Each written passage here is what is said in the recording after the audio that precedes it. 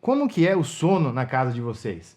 Os filhos de vocês dormem bem ou é uma grande festividade durante o período noturno? Hoje a gente vai falar sobre o sono nas crianças.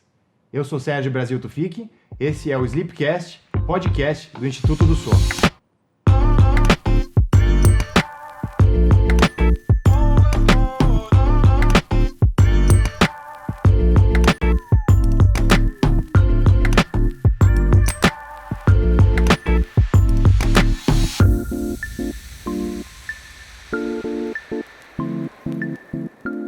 Hoje estamos aqui com o Dr. Gustavo Moreira, doutor em ciências, pesquisador, pediatra e pesquisador em sono do Instituto do Sono. Muito obrigado por estar aqui, Gustavo.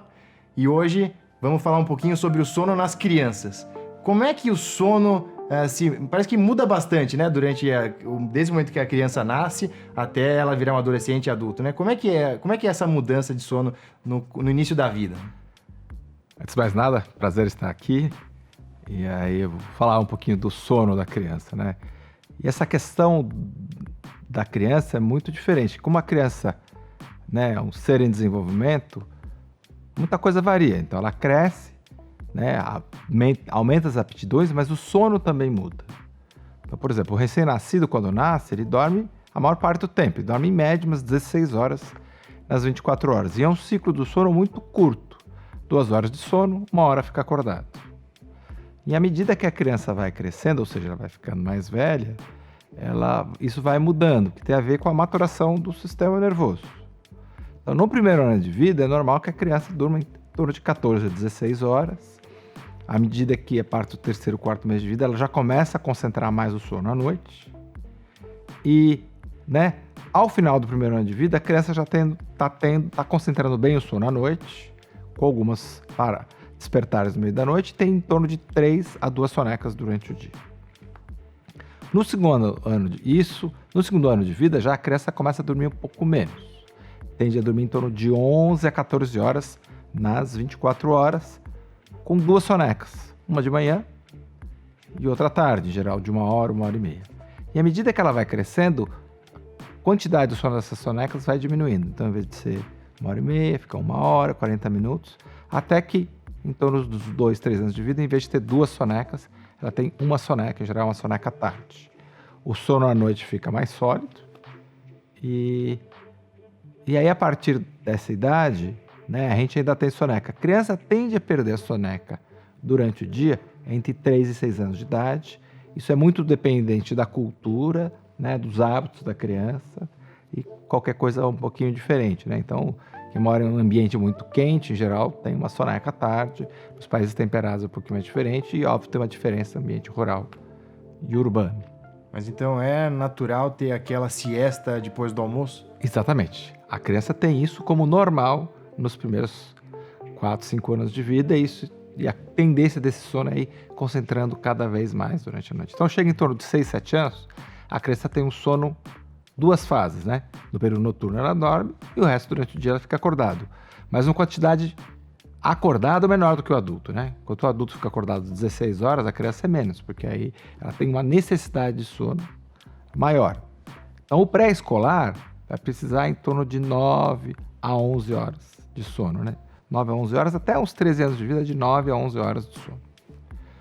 E aí no adolescente, em torno de 9 horas de sono, né? Então, a tendência da quantidade do sono é ir diminuindo com o tempo.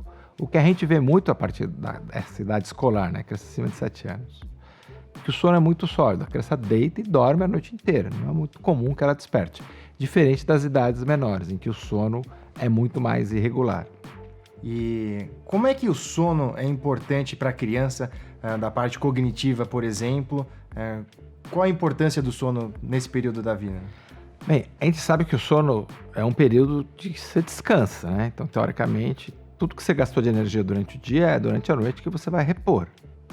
É durante a noite que a gente secreta o hormônio de crescimento. Aquele sono mais pesado no começo da noite é que você secreta o hormônio de crescimento e aí é quando a criança cresce, né? Tem criança que, por exemplo, cresce nas férias, porque tem justamente o fato que a criança dorme bem durante as férias, tem menos atividade e tal, e ela tende a crescer mais.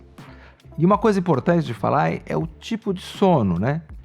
Porque existe o sono REM, da sigla em inglês, movimento rápido dos olhos, e tem o sono não REM, que é o todo o resto. Então o sono não REM é esse sono mais pesado do começo da noite, enquanto que o sono REM é aquele que a gente sonha, é mais do fim da noite. Então o que a gente vai ver?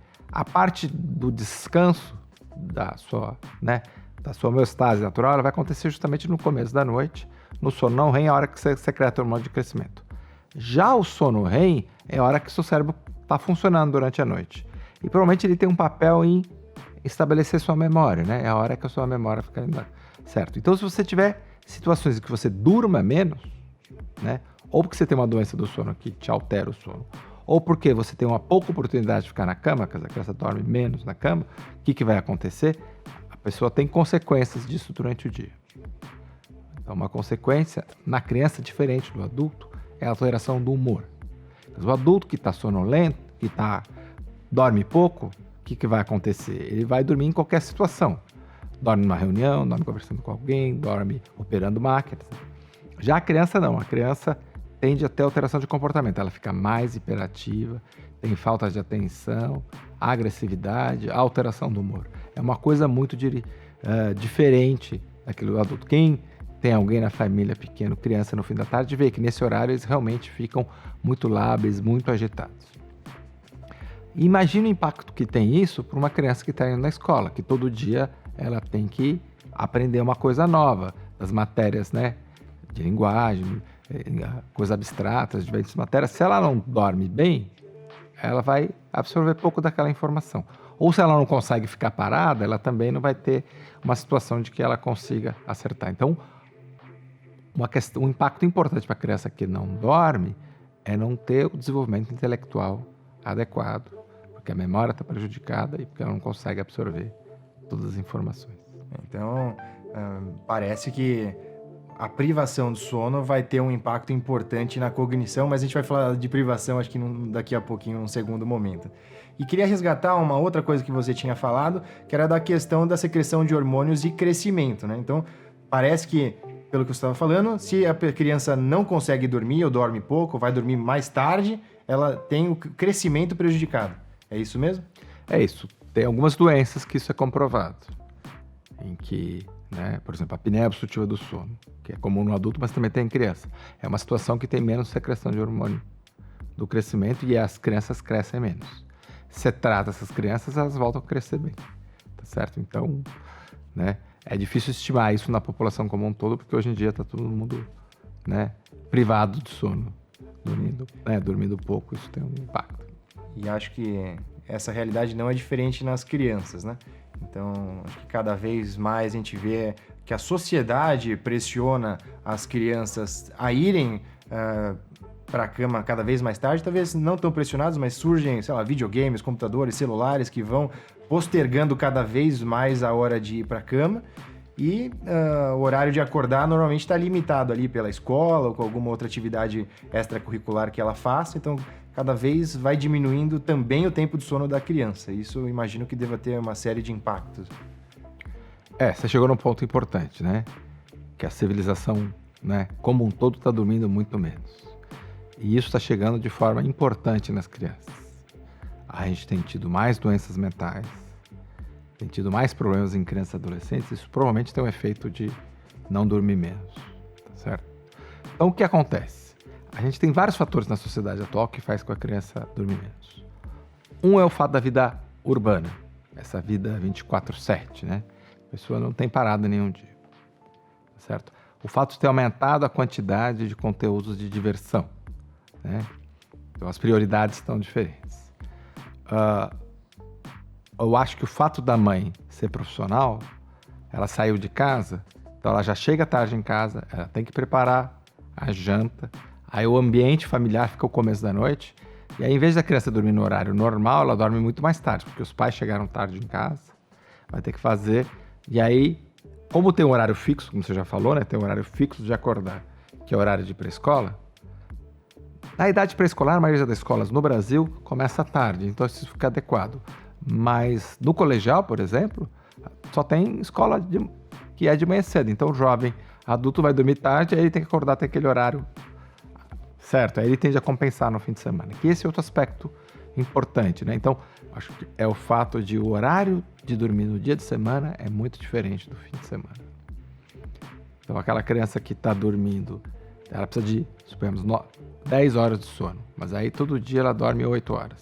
Então, ela vai ficando que nem o cheque especial, né? Ela vai ficando com o débito de sono. Aí, no fim de semana, ela tende a compensar aquilo. Só que aí ela vai acordar muito tarde, no sábado, sei lá, às 10, 11 horas no sábado, acorda às 10, 11 horas no domingo, e aí se ela acordou muito tarde no domingo, ela vai conseguir dormir cedo para o dia. O ideal é o horário do dia de semana ser muito parecido com o dia de semana, principalmente em crianças pequenas.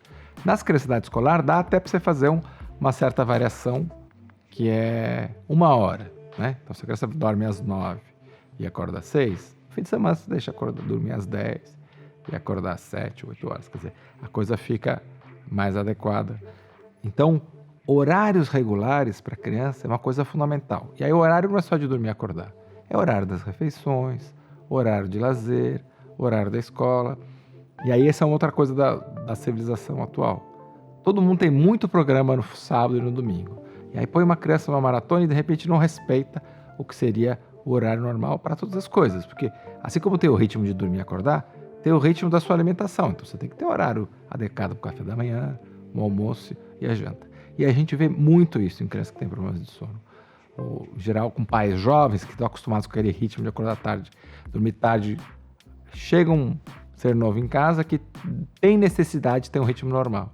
E aí os pais só implantando uma rotina regular durante o dia, uma rotina de dormir à noite, melhora demais o sono da criança e aí ela consegue amadurecer, né, e ir perdendo, né, ter todas as etapas do desenvolvimento, né, motor, intelectual e do desenvolvimento do sono dela. E a gente está falando bastante de um pequeno atraso, que você falou 1 hora mais ou menos na faixa etária da criança que vai para a escola, mas isso também se mantém para o adolescente? Como é que isso funciona? No adolescente ele é mais importante isso. No adolescente é uma idade da escolha, né? O jovem, né, já fica com o corpo do adulto, já tem a capacidade de escolher, só que, né, ele mistura comportamentos infantis com comportamentos de adulto. O adolescente que já está trabalhando, que já está mais independente e tal, até aquele adolescente que ainda está muito dependente, ele oscila. E aí o que vai acontecer? Ele está sobrecarregado de atividades acadêmicas. Então as matérias do colegial aumentaram demais a quantidade, então ele tem que estudar mais. Ele já tem a perspectiva que ele tem que estudar para pensar na faculdade. Então ele tem uma demanda acadêmica maior. Ele tem atividade social muito maior, porque agora teve desenvolvimento sexual, ele tem, né, uma vontade de interagir com jovens da mesma idade. E aí tem a quantidade de conteúdos que a gente tem hoje em dia com todas as telas. Então, tablet, celular, né, videogames, quer dizer, tudo isso, né, surfar na internet, tudo isso toma muito tempo. E aí a escolha vai do que precisa ser feito. Então, a escolha hoje muito tá só lazer, e aí não vê que o indivíduo precisa, né, o jovem, no caso, o adolescente. A gente fez uma pesquisa com adolescentes na cidade de São Paulo, nós pegamos escalas públicas e privadas, nós vimos que 35% dos adolescentes estão privados de sono, ou seja, dormem muito menos. Como é que a gente mediu isso? A gente fez o que a gente chama do débito do sono. O que é o débito do sono? É a média de sono dos dias de semana menos a média dos sonos do fim de semana. Então, 5 dias, né, durante a semana, que você tem a obrigação no dia seguinte, e 2 dias que você não tem. Com essa diferença maior que 2 horas, significa que o indivíduo está dormindo pouco durante a semana e ele tem compensado o fim de semana. Então a gente viu que, né, 1/3 desses adolescentes tinham isso. E a gente viu que isso aumentava a sonolência deles. Tem escalas para medir sonolência. Então realmente dormir menos tem impacto no adolescente. E o adolescente, parecido com o adulto, tem menos alteração de comportamento, mas tem mais sonolência, às vezes pode ter alteração do humor, fica meio deprimido. E é isso que eu estou falando para vocês dessa questão do débito do sono, é o que a gente fala hoje do jet lag social. Jet lag é uma sigla em inglês para um distúrbio do ritmo circadiano. Jet de, né, avião a jato. Então, quando você faz essas viagens de avião, né, avião a jato, né, viagens transmeridionais, você cruza muito rápido os meridianos, aí seu fuso horário fica muito estranho. Então, eu falo para os adolescentes, se eles têm um jet lag de 3 horas, assim, eu falo, é como se você no fim de semana fosse para a Europa e voltasse, né? Quer dizer, ele fica, né, cruzando muitos fusos horários sem ter um benefício de ter viajado, né? Porque aí, né, quem já fez essas viagens longas vê que você, no primeiro dia que você chega, você fica meio cansado, ou na volta você fica cansado porque o seu horário, né, o horário do claro e escuro lá de fora não tem a ver com o seu ritmo normal. Então imagine os jovens, já estão dormindo pouco durante o dia, todo fim de semana tem esse jet lag. Então você nunca sabe o dia que ele está bom, né? Talvez na segunda, na terça esteja bom, mas à medida que o sono vai acumulando, a coisa vai alterando. Então no adolescente tem essa coisa de eles, tem esse aspecto de eles não né, se autocontrolarem e fazerem várias atividades e não dar o limite, certo? Tem famílias que conseguem dar o limite, confisca o celular, à noite o celular fica no quarto, que hoje em dia a tela pequena é o principal fator para eles dormirem pouco. Já foi no passado televisão, né? Então, muita gente tem o hábito de ter TV no quarto, tá certo? Mas a tela pequena, porque fica passando mensagem, todos os jovens da idade dele estão conversando nesse horário, ou fica no videogame, que é altamente estimulante, que vai dificultar a hora de dormir. E aí o outro aspecto da tela é o início do sono. A gente já tinha falado que o hormônio de crescimento é um hormônio que se secreta durante a noite, né? Mas tem um outro hormônio que se secreta durante a noite, que é a melatonina. Então, em geral, quando está claro durante o dia, a gente tem mínimo de melatonina. No começo da noite, quando escurece, é a hora que secreta a melatonina. Só que se você ficar exposto à luz, aquilo vai inibir a melatonina. É principalmente a luz azul que provoca essa inibição da secreção da melatonina. Então o jovem fala que ele está lá em frente ao computador, está no celular e fala, não quero dormir, não estou com sono. Então aqui a gente já fala das medidas que tem que fazer para que o jovem e a criança consigam dormir bem. Você tem que ter uma rotina em que você puxa o breque de mão e faça que a coisa fique adequada. Então 1 hora antes do horário desejado, você já tem que diminuir o ritmo da casa. Então desliga o eletrônico, né, apaga um pouco a luz e faça atividades calmas, adequadas para a idade. Então, se é um bebê, vai contar uma história, vai brincar com um Lego, né? Vai fazer um desenho, quer dizer, faz uma coisa de interação boa com a família, tá certo? Se é uma criança maior, um adolescente, por exemplo, desliga o celular, né? Ou tablet, né? Não fica surfando na internet ou fazendo videogame, né? Pode fazer uma leitura, e uma leitura num livro com a luz indireta é uma coisa que tem pouca luz. Então, essa é uma situação que vai ajudar o jovem, né? 1 hora antes já vai diminuindo a quantidade de energia, de forma que quando ele for para o quarto desligar a luz, ele vai conseguir adormecer. Então, 1 hora antes de dormir, né? Desligar eletrônicos, não fazer criança pequena em geral, corre, pula, faz essas coisas, tem que inibir esse tipo de situação e não usar nada que seja estimulante. Tem alimentos estimulantes, né? Que tem cafeína, então, energético, né? Chá preto, chá verde, café, né? Refrigerante, né? A população brasileira não tem muito hábito de fazer isso, a não ser quando chega no adolescente que acaba usando isso. Mas é sempre bom falar, porque às vezes as pessoas não conseguem. E aí, né, eu acho que é importante que as famílias estejam conscientes de preservar a criança e tentar fazer a rotina. Porque é muito mais fácil você ligar a criança no eletrônico e você fazer a sua atividade. Às vezes está os pais lá, ele quer ficar navegando na internet, aí põe a criança com a babá eletrônica. Na realidade é ao contrário, você precisa estar junto com a criança para ela conseguir se desenvolver, né?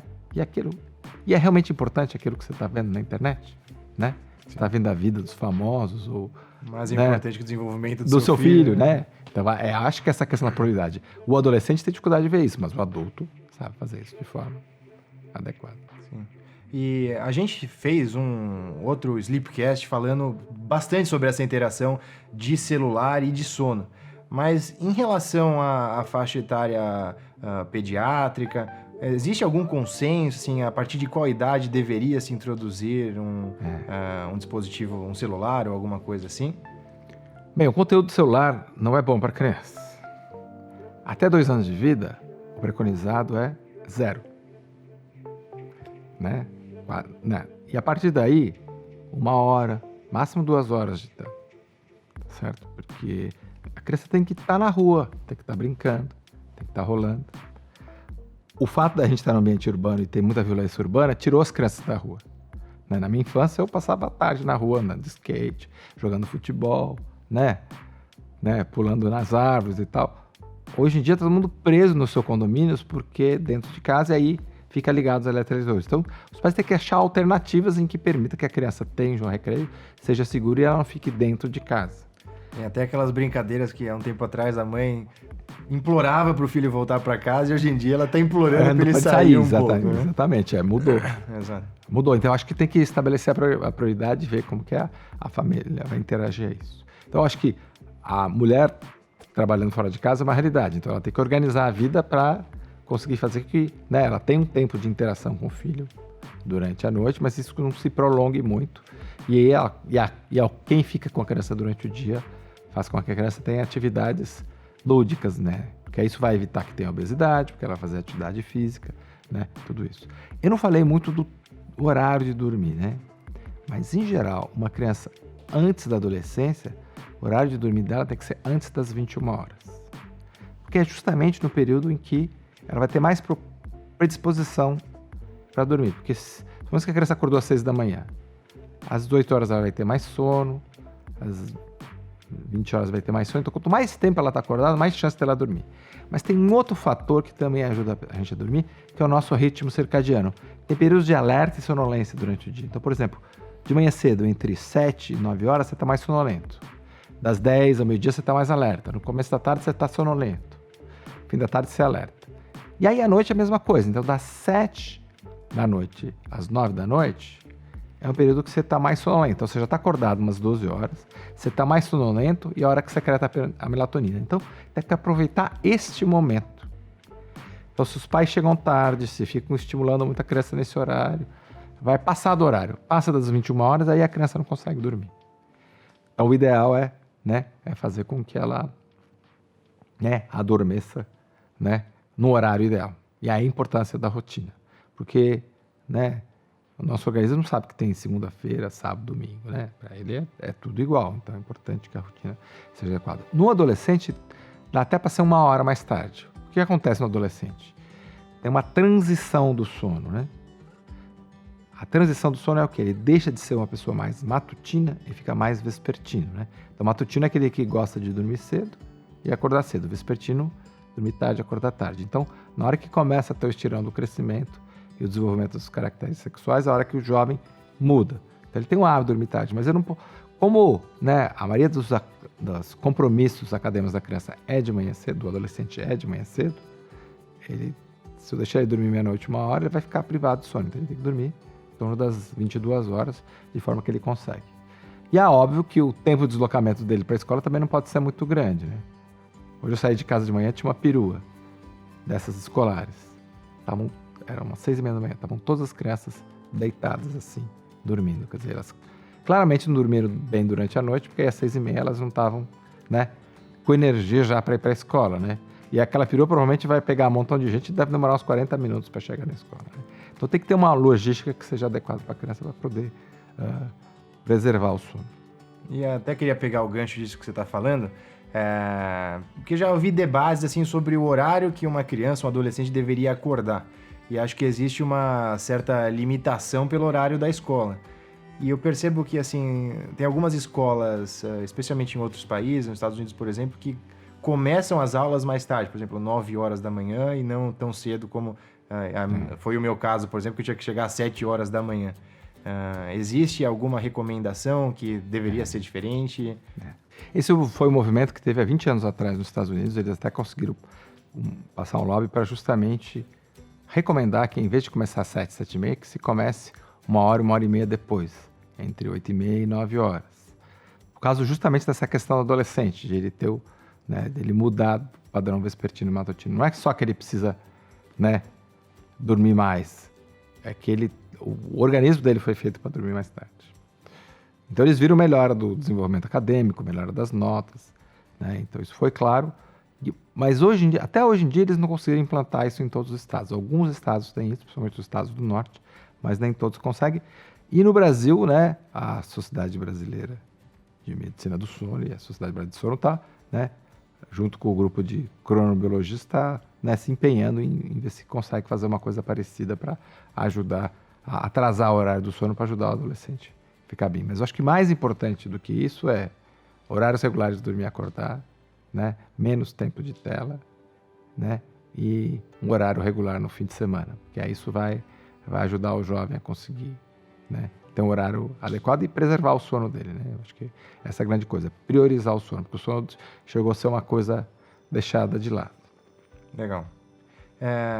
Eu queria mudar um pouquinho o assunto, agora a gente pensar um pouco sobre distúrbios do sono na criança. Não sei, talvez sonambulismo seja algo que seja bastante frequente na sociedade, às vezes preocupa os pais, o filho ser sonâmbulo ou ter episódio de sonambulismo. Quão frequente é isso? Quão preocupado um pai deveria ficar? E que outros distúrbios do sono são comuns nessa faixa etária? O sonambulismo, né, que é andar dormindo, ele é frequente, principalmente nas crianças, né, uns 20%. Só que quem tem sonambulismo, em geral, tem uma história na família. O pai, a mãe, o tio, um primo já tem isso. A maioria das pessoas vê isso como uma coisa benigna, que ele é benigno mesmo. Em geral, a pessoa tem um episódio uma vez no mês, uma vez 2 meses. Em geral, o que é o sonambulismo? É um despertar, só que é um despertar parcial. A pessoa está dormindo, você não dorme direto a noite inteira, você tem vários despertares. E aí, no começo da noite, num dos despertares, principalmente no sono não REM, né? Você tem um despertar e aí é um despertar parcial. Você mistura elementos de estar acordado e estar dormindo. O que é elemento de estar acordado? É caminhar, é vocalizar, gritar. O que é elemento de estar dormindo? Não interage com o mundo. Às vezes está de olho aberto, mas aquele olho vibrado. Não responde. Alguns pais até confundem isso como um pesadelo, porque a criança vai falar coisas durante o dia. Ela grita o nome dos amigos, fala alguma coisa, acha que é pesadelo. Mas não é pesadelo, porque pesadelo é diferente. A criança acorda e conta uma história, que é assustadora, né? No sonambulismo, tem esses movimentos a mais. Então a gente chama esse sonambulismo, ele é benigno uma parte das vezes, ele desaparece com a idade, vai diminuindo na quantidade à medida que entra na adolescência e raramente precisa de tratamento. O que precisa mais é cuidado. Então, se o casal mora no sobrado, tem que ter uma barreira para a criança não cair da escada. Tem que ter tela nas janelas, tem que ser um quarto adequado para a criança, com nada pontudo para ela não se machucar. Então, nos países temperados, por exemplo, a porta tem que ficar trancada, porque às vezes está nevando, a pessoa sai lá fora, pode morrer de hipotermia se for lá para fora. Aqui a gente só tem que pensar nos beirais. Eu tive um paciente que uma vez, a mãe ficou preocupada com o sonambulismo, um dia que eles foram de férias, e eles estavam no segundo andar e a criança no mezanino quase caiu no terraço. Então viu que essa questão de ter obstáculos para a criança que ainda não está muito adequada é uma coisa importante no sonambulismo. E algum outro distúrbio é mais prevalente também nas crianças? Nos primeiros 5 anos de vida, o que tem muito é insônia. A criança tem dificuldade de iniciar e manter o sono. Porque como a gente foi falando, a quantidade de sono vai diminuindo e o sono daquele sono que é polifásico, que a criança dorme várias vezes durante o dia, dorme, acorda, vira um sono monofásico. Então esse período de transição pode ter vários problemas. Às vezes é um fator que provocou aquilo. Então a criança no primeiro ano de vida ficou muito doente. Tinha infecção de ouvido, ou tinha refluxo, ou internou porque tinha uma bronquiolite, aí teve vários episódios de chiado. Então isso de alguma forma fez com que a criança, desencadeasse um problema e os pais tivessem mais atenção. E aí o que os pais fazem lá? A criança dá uma gemida, vai lá e atende. Aí pega no colo, embala, depois que a criança dormiu no colo, põe no berço. Então a criança, ou dá de mamar. Então a criança se habituou a dormir com colo, com babá, com mamar e com o leite. Então o que vai acontecer? Ela vai associar o sono com esse tipo de atividade. E aí depois que ela ficou grande, tem 1, 2 anos, já não tem mais refluxo, já não tem mais infecção, ela ainda continua com aquele hábito.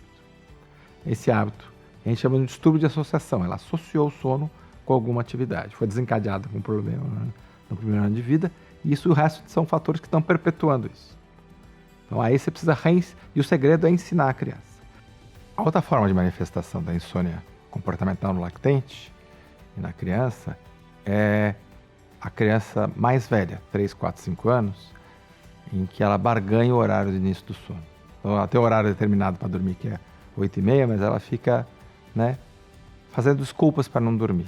Então, estou com sede, estou com fome, eu estou com medo, ou é mais sedutivo, mãezinha, vem cá, me dá um beijo. Quer dizer, várias formas da criança prorrogar esse horário. Se os pais não derem um limite e falar, não, agora eu dormir, a criança vai prorrogando. Em vez de ela ir dormir às 8h30, vai dormir às 10. tá certo? Então é importante definir um limite aí para o horário de dormir. Então a gente chama da insônia da falta de limites. Os pais que não reconhecem limites ou estão cansados e não conseguem estabelecer isso. Então, para esses dois tipos de insônia, a insônia comportamental, que é de associação com embalar e mamar, ou essa de falta de limites, o importante é o bebê e a criança maior aprender a dormir sozinho no quarto dela, na cama, no berço.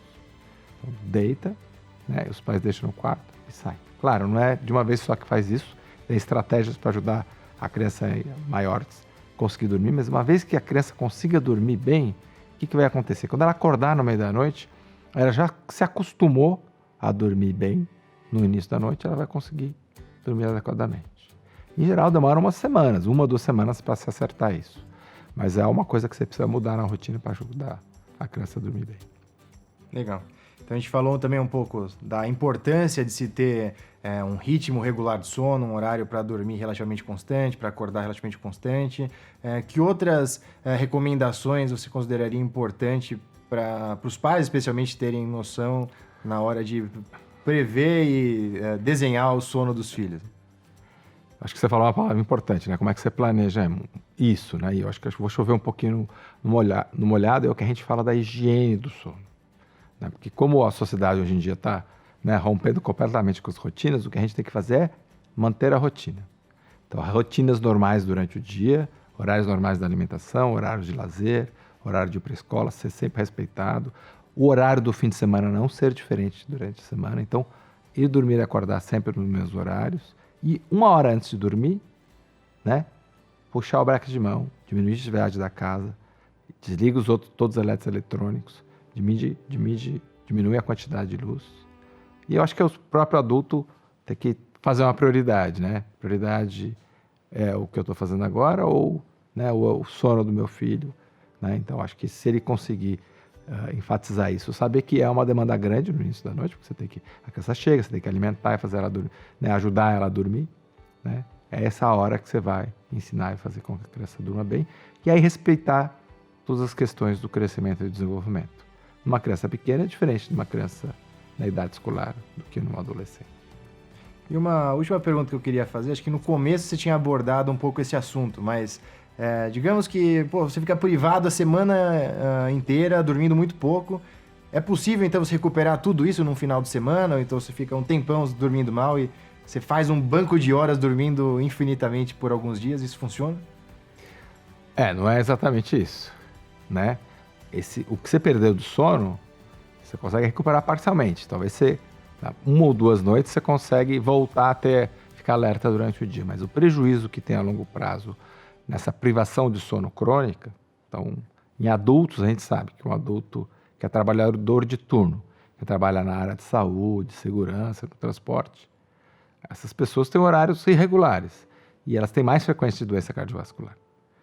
Então, apesar de ela dormir mal 2 noites e depois compensar no outro dia, né, ao longo do tempo vai pagando. Então, na criança, né, isso é importante. A gente está vendo mais alteração de humor nas crianças, né, as crianças deprimidas, né. Então, o que é, se isso é efeito da quantidade de estímulos que eles têm hoje com os eletroeletrônicos, se é o fato de dormir menos, quer dizer, são vários aspectos. A gente sabe que dormir menos aumenta a chance de obesidade, né? Isso já é um fator bem comprovado. E aí esses outros fatores também são importantes. Então, né, acho que a mensagem importante é saber de que, né, você priorizar o sono é uma coisa que vai ter um ganho lá no futuro. Legal. Então, Gustavo, queria agradecer muito a sua participação aqui. Acho que foi um bate-papo extremamente enriquecedor para a gente entender um pouco melhor o sono nas crianças. Se vocês gostaram desse vídeo, espero que vocês deem um like. Para a gente é importante isso, especialmente nessa condição aqui da Semana Mundial do Sono. Espero que tenham aprendido bastante e que possam ajudar as crianças de vocês começarem a dormir bem desde o primeiro dia de vida, porque isso certamente vai fazer um impacto importante ao longo da vida dela. Muito obrigado.